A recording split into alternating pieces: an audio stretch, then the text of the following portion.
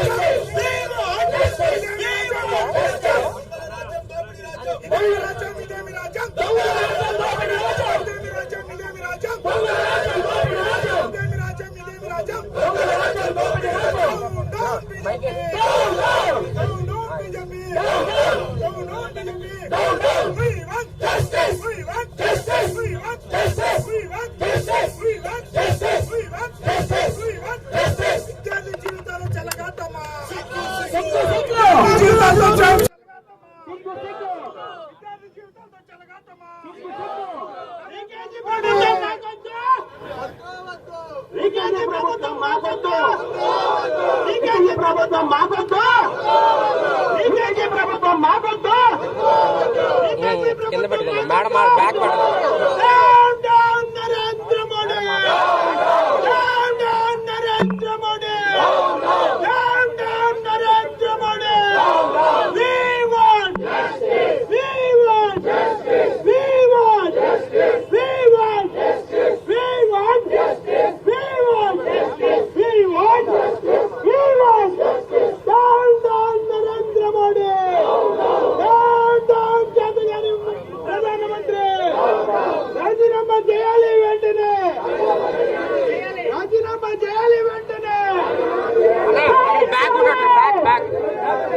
Madam ముందు పెట్టేద్దాం. Back అక్కడ ఉంది చూడు, బ్యాక్ ఏముందా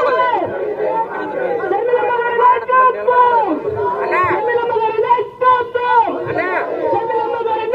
టీవీ బ్యాగ్, టీవీ బ్యాగ్ అక్కడ ఉంది, ఏదో బ్యాగ్ అంటే చాలు.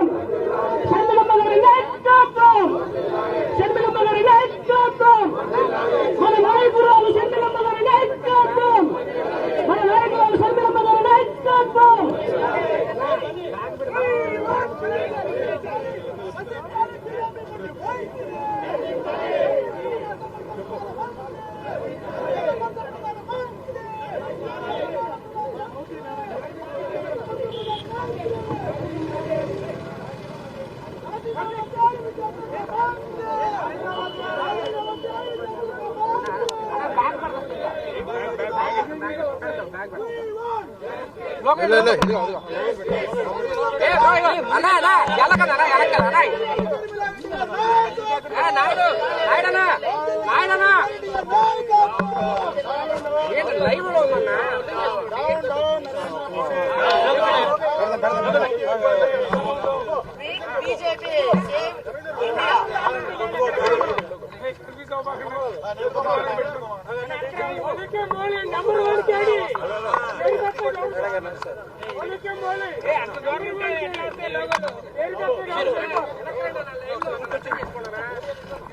పేపర్ల లీకేజ్ పై సిబిఐ దర్యాప్తులో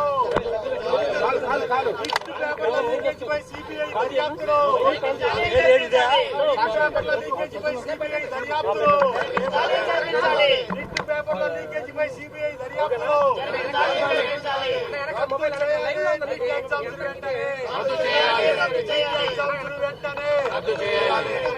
దర్యాప్తులో లీకేజ్ పై సిబిఐ దర్యాప్తులో పేపర్ల లీకేజ్ పై సిబిఐ దర్యాప్తులో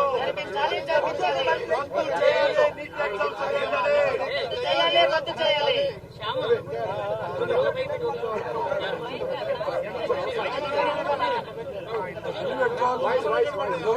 సరిపోదుగా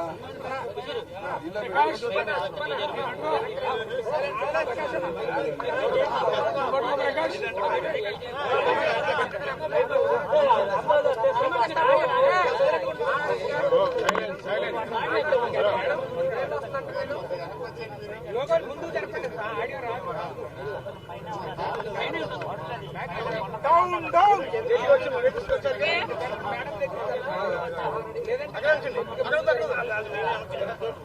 ఓకే కదా, చేతిలో పట్టుకోండి.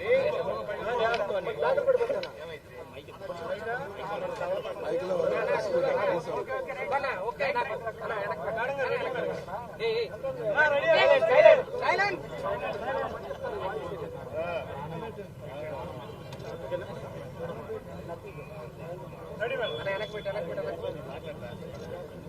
ఈరోజు మరొకసారి కేంద్ర ప్రభుత్వంలో ఉన్న బీజేపీ పార్టీ ప్రజల జీవితాలతో ఎలా ఆటలాడుతుందో మళ్లీ చూస్తున్నాం. అసలు విద్యార్థులు వాళ్ళ కష్టము ఏది అక్కరలేనట్టు డాక్టర్ల కోసం డాక్టర్లు అవుదాము అని ఆశపడ్డ 24 లక్షల మంది విద్యార్థులతో బీజేపీ పార్టీ ఆటలాడుతుంది.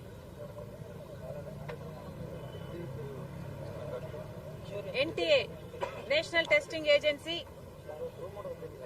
ప్రతిష్టను దిగజార్చేలా ఈరోజు ఎన్టీఏలోని వారే పేపర్ లీకులకు పాల్పడి దీన్ని ఒక స్కామ్ గా, ఎన్టీఏ పేపర్ లీక్ స్కామ్ గా, కరప్షన్ ఉంది అని తేలే విధంగా ఈరోజు సాక్ష్యాలు ఆధారాలతో సహా బయటపడ్డాయి. అయినా కూడా ఎన్టీఏ ఇంతవరకు బిడ్డలకు క్షమాపణ చెప్పలేదు, ఆ తల్లిదండ్రులకు క్షమాపణ చెప్పలేదు. చెప్పకపోగా సమర్థించుకునే ధోరణిలో వాళ్ళున్నారు. అసలు సామాన్య ప్రజలు కూడా ఇదెక్కడ లాజిక్ అనేటట్టుగా ఎన్టీఏ వ్యవహరిస్తున్నప్పటికీ కేంద్ర ప్రభుత్వం విద్యాశాఖ మంత్రి ఏ చర్యలు తీసుకోలేదు అంటే వాళ్ళ హస్తం కూడా ఈ స్కామ్ లో ఉంది, నీట్ స్కామ్ లో ఉంది అని అనుకోక తప్పడం లేదు. ఈరోజు ఎన్టీఏ వాళ్ళు సమర్థించుకున్నది ఎలా అని చూస్తే, గ్రేస్ మార్కులు ఎందుకు ఇచ్చారు అని అడిగితే విద్యార్థులు లేటుగా వచ్చారు కాబట్టి వాళ్లకు సమయం సరిపోలేదు కాబట్టి గ్రేస్ మార్కులు ఇచ్చాము అంటున్నారు. కామన్ సెన్స్ కూడా లేటుగా వచ్చిన విద్యార్థులకు ఎక్కడే కూడా ఇలా గ్రేస్ మార్కులు ఇచ్చేది పద్ధతి లేదు అని సామాన్యులకు కూడా తెలుసు. చిన్న పిల్లలు కూడా ఎగ్జామ్ రాయడానికి వెళ్తే కరెక్ట్ టైంకి రావాలి, కరెక్ట్ టైంకి ఎగ్జామ్ రాయాలి, కరెక్ట్ టైంకి పెన్స్ డౌన్ చేయాలి. అలాంటిది ఇక్కడ డాక్టర్లు కావాల్సిన రెస్పాన్సిబుల్ పీపుల్ రాస్తున్న ఈ పరీక్షలో లేటుగా వస్తేనట వాళ్లకు గ్రేస్ మార్కులు ఇచ్చారట. మీకు అంత దయే ఉంటే లేటుగా వస్తే అడిషనల్ గా ఇంకో 2 నిమిషాలు టైం ఇవ్వచ్చు, లేకపోతే ఎలాగైనా ఆ పద్ధతుల్లో కాంపన్సేట్ చేయొచ్చు తప్ప, ఒకవేళ తప్పు మీద అయితే ఎగ్జామినేషన్ నిర్వహించే వాళ్ళదే తప్పే అయితే 2 మినిట్స్ అందరు స్టూడెంట్లకు సమానంగా అడిషనల్ గా టైం ఇవ్వచ్చు. కానీ అలా కాకుండా కొంతమందికి మాత్రమే గ్రేస్ మార్కులు ఇవ్వడం జరిగింది. ఎక్కడా లేని విధంగా గత 2 సంవత్సరాలలో టాపర్స్ గా కనీసం ఒకరో ఇద్దరో లేకపోతే మహా అయితే ముగ్గురో నిలిచే టాపర్స్ గా ఉన్న పరిస్థితిలో ఈ సంవత్సరం మాత్రం పేపర్ లీక్ కావడం వల్ల 67 మంది టాపర్స్ గా నిలిచాడు.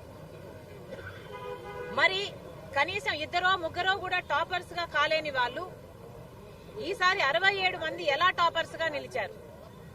కనీసం ఈ క్వశ్చన్ ను కూడా ఎన్టీఏ ఆన్సర్ చేయలేకపోతుంది. 3 లక్షల మంది ఎక్కువ రాశారట కాబట్టి 20 లక్షల మంది పోయినసారి రాస్తే ఇద్దరు టాపర్స్ గా నిలిస్తే ఈసారి 23 లక్షలు రాశారట కాబట్టి 67 మంది అంట. ప్రపోర్షనేట్ గా ఇంక్రీజ్ అవ్వాలి, లేకపోతే ఇంకొంచెం ఎక్కువ ఇంక్రీజ్ అవ్వాలి తప్ప 67 మంది టాపర్స్ గా ఎలా నిలుస్తారు? అంటే పేపర్ లీక్ అయ్యింది అని మొదటి రోజు నుంచి విద్యార్థులు మొత్తుకొని చెప్తున్నా కూడా పట్టించుకోలేదు. అదీ కాకుండా ఎన్టీఏ ఎప్పుడు రిలీజ్ చేశారు? రిజల్ట్స్ రిలీజ్ చేసింది ఎలక్షన్లు అనౌన్స్ అవుతున్న తేదీన. అంటే ఎలక్షన్లు అనౌన్స్ అవుతున్నాయి కాబట్టి మీడియా మొత్తం ఆక్యుపైడ్ గా ఉంటుంది. నెక్స్ట్ 10 రోజులు కూడా విశ్లేషణ అంటూ ఎలా జరిగింది ఏమిటి అని ఎన్నికల మీదనే దృష్టి అంతా ఉంటుంది. కాబట్టి అప్పుడు రిలీజ్ చేస్తే ఏ అవకతవకలైనా కూడా కవరప్ అయిపోతాయి, ఏ మీడియా అటెన్షన్ కి రాదు అన్న దృష్టితో ఎన్టీఏ ఈ చర్యకు పాల్పడింది. ఇన్ని అవకతవకలు ఉన్నా కూడా ఇంతవరకు ఎన్టీఏ రద్దు కాలేదు, ఎన్టీఏలో పనిచేస్తున్న వారి మీద యాక్షన్ తీసుకోలేదు. సుప్రీంకోర్టు ఏమో ఒక్క చిన్న అవకతవక జరిగినా కూడా యాక్షన్ తీసుకోవాలి అని చెప్పినప్పటికీ కూడా ఇన్ని అవకతవకలు ఉన్నా కూడా ఇంతవరకు ఎన్టీఏ మీద ఏ యాక్షన్ తీసుకోలేదు కేంద్ర ప్రభుత్వం. తీసుకోకపోగా ఒక ప్యానెల్ వేస్తారట. ఏం ప్యానెల్ వేస్తారండి? ఎప్పుడు విచారణ జరుగుతుందండి? మీరు ప్యానెల్ వేస్తే మాత్రం ఇంకోసారి ఎగ్జామ్లు జరుగుతాయని గాని ఆ ఎగ్జామ్ లో మళ్లీ లీకులు ఉండవని గాని గ్యారంటీ ఏముంది?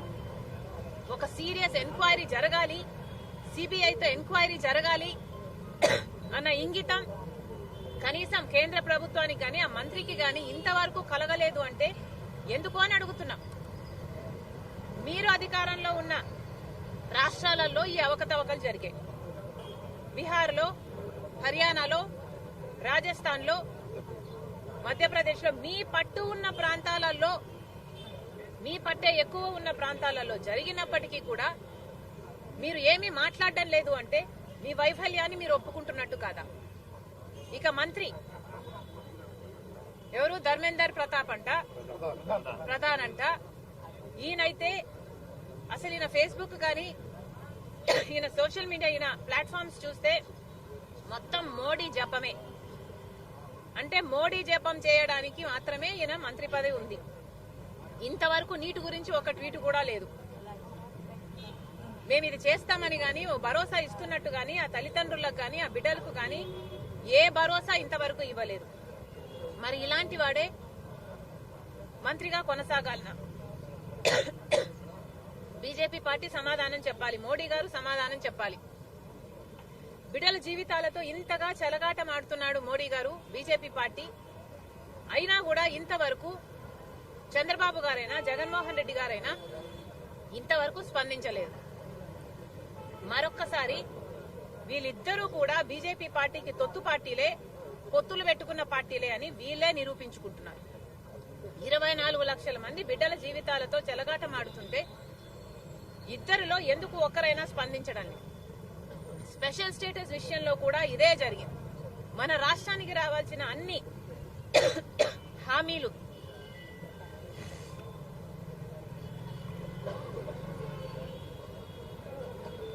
నిర్లక్ష్యం చేసే విషయంలో కూడా ఇదే జరిగింది. రెండు పార్టీలు బీజేపీ పార్టీని పల్లెత్తి మాట అనలేదు.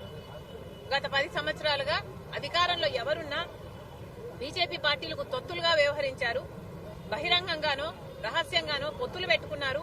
బీజేపీ పార్టీని ప్రశ్నించలేదు. ప్రత్యేక హోదా ఈ రోజు వరకు రాలేదు. ఈ రోజు నీటి విషయంలో కూడా మళ్లీ అదే జరుగుతుంది. బీజేపీ పార్టీని ఒక్కరు కూడా ఎందుకు ప్రశ్నించలేదు అని అడుగుతున్నాం. అసలు 2002లో ఇలా పరీక్షలు లీకులయ్యి 13,000 మంది బిడ్డలు ఆత్మహత్యలు చేసుకోవడం జరిగింది. అసలు ఈ బిడ్డలు ఎంత క్షోభకు లోనవుతున్నారు? ఎన్ని సంవత్సరాలు దీంట్లో పెట్టి వీళ్ళు కష్టపడి పని చేస్తారు, కష్టపడి చదువుకొని ఎగ్జామ్ రాస్తారు. తల్లిదండ్రులకు ఉన్న ప్రెషర్ ఏమిటి? డబ్బులైతేనేమి, ఇంకోటైతేనేమి, టైం అయితేనేమి, ఎఫర్ట్ అయితేనేమి, how much goes in to these examinations? 13,000 మంది ఆత్మహత్యలు చేసుకున్నారు. ఈ ఎగ్జామినేషన్ సిస్టమ్ అనేది క్రమేణా ప్రతి చోట, ప్రతి రాష్ట్రంలో అయినా కేంద్రంలో అయినా తగ్గుతూనే పోతుంది. దీనికోసం చట్టాలు చేస్తున్నారు తప్ప వాటి అమలు లేదు. ఎందుకు అని అడుగుతున్నాం. ఇంత నిర్లక్ష్యం అయితే ఎలా అని అడుగుతున్నాం. ఇంతవరకు సిబిఐ ఎంక్వైరీ ఎందుకు చేయలేదు? ఇప్పటికైనా కాంగ్రెస్ పార్టీ డిమాండ్ చేస్తుంది, వెంటనే సిబిఐ ఎంక్వైరీకి ఆదేశం ఇవ్వాలి. అంతేకాదు ఈ నీట్ రీ ఎగ్జామినేషన్ కూడా జరపాలి. ఈ నీట్ ఎగ్జామ్ రీ ఎగ్జామినేషన్ జరిపినప్పుడు మళ్లీ లీకులు కాకుండా చర్యలు తీసుకోవాలి. ఎన్టీఏని రీవ్యాంప్ చేయాలి. దీనికి ఎవరు పాల్పడ్డారో ముందు వాళ్ళను కనుక్కోవాలి, వాళ్ళను శిక్షించాలి. ఎన్టీఏని నిజాయితీ ఉన్న వాళ్లతో రీవ్యాంప్ చేసి రీ ఎగ్జామినేషన్ పెట్టాలని కాంగ్రెస్ పార్టీ డిమాండ్ చేస్తుంది.